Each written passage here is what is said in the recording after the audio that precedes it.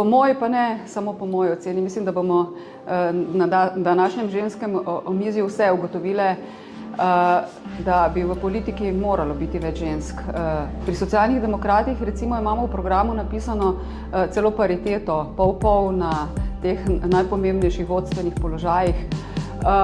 Zakaj bi moralo biti več žensk v politiki ali pa tudi v javnem življenju? Zato, ker je princip delovanja žensk malo drugačen, kot je princip delovanja naših moških kolegov.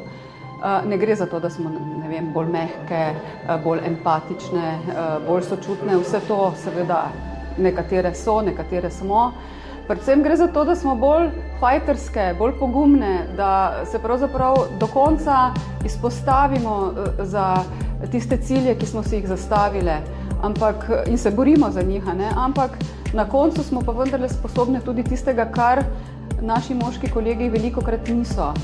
To je, da smo sposobne doseči kompromis, da smo se sposobne na koncu, ko se borimo za tisti svoj cilj, tudi dogovoriti, da pridemo do nekega konstruktivnega cilja, do dogovora in da potem ta dogovor velja.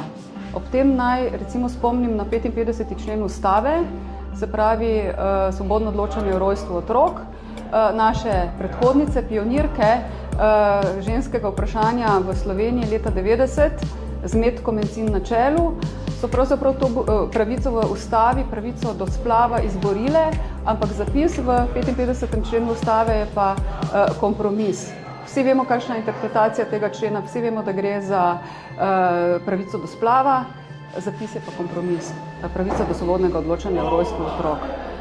Še nekaj bi dodala, morda zame ženska politika ali pa ženske v politiki, ženski princip politiki ni to, da si obujemo visoke čevlje, rdeče barve, visoke štikle, ampak to, da se borimo za ranljivejše skupine ljudi.